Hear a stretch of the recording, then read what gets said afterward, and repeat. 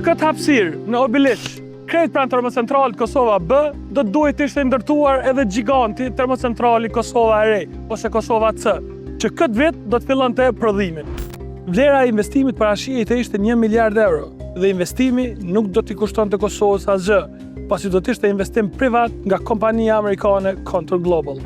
Sipas kontratës, Kosova E do prodhonte 500 MW në orë, mbi 12.000 MW në ditë, mbi 84.000 MW në javë, dhe në fund të vitit mbi 4 milion MW prodhim. E mira e kontratës ishte se pas 20 vitesh, Kosova E do t'i takonte Kosovës. Gjithashtu, çmimi për megavat do t'ishte fiks, 80 euro, dhe nuk do të ndryshonte varësisht ndryshimeve që pësonte tregu. Po ashtu, pjesë e marrëveshjes ishte që qymyri të blihej nga korporata energjetike e Kosovës, e ujë t'i paguaj Iber Lipencit. Veç kësaj, si pjesë e projektit ishte edhe hapja një fabrike të gipsit, që do prodhonte gips nga mbetjet. Edhe kjo fabrikë do t'i mbeste shtetit. E më mira nga gjitha, për shkak të teknologjisë moderne, impakti në ambientin termocentralit do t'ishte zero. Madje s'do të lëshonte tym fare, meq s'do të kishte aso gjak. Një pjesë të investimit për të ndërtuar termocentralin do ta mbulonte vetë kompania, kurse pjesën tjetër, institucionet financiare ndërkombëtare, siç ishte Banka Botërore e Banka për Ndërtim dhe Zhvillim, përmes huave. Por kjo nuk ishte hua që e merrte Kosova ose që duhet ta kthente Kosova, por vetë kompania.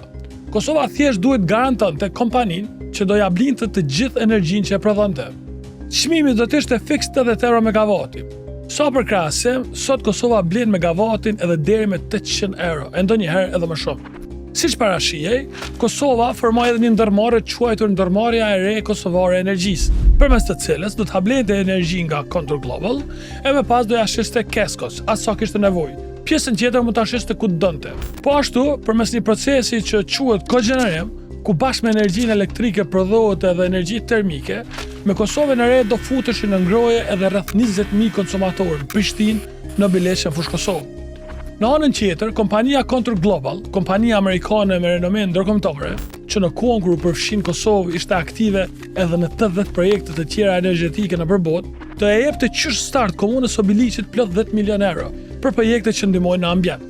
Banka Botërore po përfshihej sepse siç e thoshte Jan Peter Olters, përfaqësuesi i Bankës Botërore në Kosovë, Kosova qëndron e ulur në mbi 11 deri 14 miliard ton rezerva të vërtetuara dhe të shfrytzueshme të linitit, të cilat me normat aktuale të konsumit do zgjasin edhe për 1500 vjet. Këto rezerva të linitit nuk janë sekret. Shfrytëzimi i tyre është relativisht i lehtë dhe investitorët potencial po presin në prapaskenë me një sër idesh dhe planësh. Po ashtu çështja e ambientit, argument mbi të cilin nuk kundërshtua ndërtimi termocentralit, nuk ishte fare arsye. Kjo sepse plani prezantuar atëherë nga Ministria e Zhvillimit Ekonomik ishte ky. Rreth vitit 2023, termocentrali më i vjetër dhe ndotësi më i madh në Kosovë, Kosova A, mbyllej krejtësisht. Vazhdonte tash vetëm Kosova B me financime dhe Kosova E Re. Kosova nënshkroi kontratin me kompaninë amerikane me 20 dhjetor 2017. Kjo kontratë paraqet investimin më të madh privat në historinë e Kosovës dhe kontribon në rritjen ekonomike. Kjo pas shpalljes pavarësisë son politike është një dimension i ri i pavarësimit tonë edhe ekonomik. Kjo foto, ku po shihni Hashim Thashin, presidenti i Kosovës atëherë, Ramush Haradinaj, kryeministër, Kadri Veselin, kryeparlamentar dhe ambasadorin amerikan Greg Delavi, është foto nga nënshkrimi i marrëveshjes me Contour Global. Delavi po ashtu atë ditë u shpreh se This is a great day for Kosovo's energy security. This project will also represent the largest foreign investment in Kosovo's history. This achievement is a clear indicator to me that Kosovo is ready for more private investment from around the world. Contour Global ishte veç investitori. Termocentrali do ndërtohej nga kompani të tjera që do angazhoheshin. A e keni idenë se cilat kompani ishin angazhuar për ta ndërtuar? Kompanitë më të mëdha e më prestigjioze botërore. Shihni pak se për çfarë kompanish bëhet fjalë. Konsorciumi General Electric, bashkëpunimi kompanive gjermane franceze, Mitsubishi nga Japonia, Técnicas Reunidas e Spanjës, Hyundai, Toshiba, Simensi e plot gjigant të tjerë ndërkombëtar. Ky ishte lajmi më i madh dhe më pozitiv për Kosovën në arenën ndërkombëtare prej pas lufte, por gjithçka u ndërprej. Një kombinim mes disa aktorëve të shoqërisë civile, siç ishte Jeta Gjara, Haki Abazi, Luan Shllaku e të tjerë, me argumentin e mbrojtjes së ambientit, e lëvizjave të vendosje me argumente politike se si kënë se po sjellët një kompani për të eksploatuar qytetarët e Kosovës e ndalën. A jeni për apo kundër ndërtimit të termocentralit të tretë me çmyr? Kundër. Kundër. Kundër. Jam kundër. Qëndroj kundër? Kundër. Kundër. Kundër. Ta jemi kundër. Jeta gjara ma kishte shkuar deri në Afrikë duke prodhuar fake news se si kënë se një situatë ngjashme ka dëmtuar Afrikën e Jugut. Tash jemi rrugës për Lefallave, qytetin verior të Afrikës së Jugut, ku është ndërtu termoelektrana e tretë më e madhe në botë e çmyrit me 4800 megawatt. Ajo ndiqte edhe zyrtarët e bankës botërore kudo ku i gjente. Why are you still determined to build a new coal power plant in Kosovo?